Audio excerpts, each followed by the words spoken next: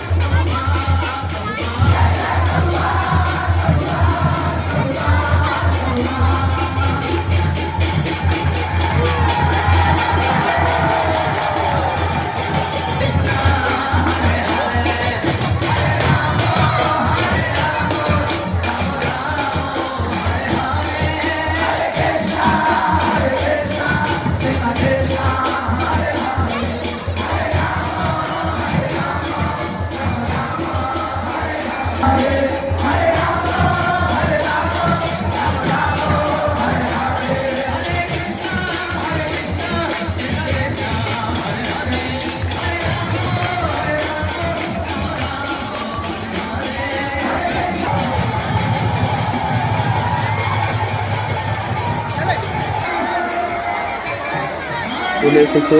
এই দেখো বন্ধুরা, দূর থেকে দেখা যাচ্ছে শ্রী জগন্নাথ দেবের রথ দর্শন। আশা করি তোমরাও সবাই সাথে থাকবে, এই দৃশ্যটা কেউ মিস করবে না।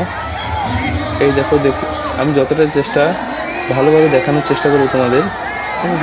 এই দেখো এখানে সব প্রসাদ ছুড়ে দেওয়া হচ্ছে, কারণ এখানে সামনে এসে দেওয়া তো সম্ভব নয় এত লোকের মধ্যে, তো যার কপালে আছে সেই পাবে আর কি। এই দেখো চলে এসছে সামনে। আমি একটু জুম করে দেখাবার চেষ্টা করবো, এক সেকেন্ড।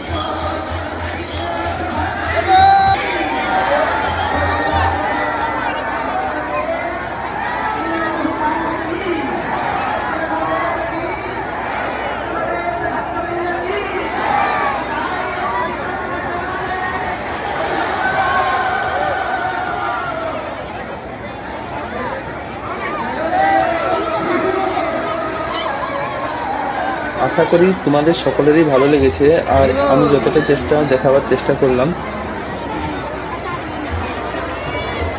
আমার সাথে সাথে তোমরাও সবাই বলো জয় জগন্নাথ কি। আশা করি বন্ধুরা তোমাদের সকলের ভালো লেগেছে ব্লগটি।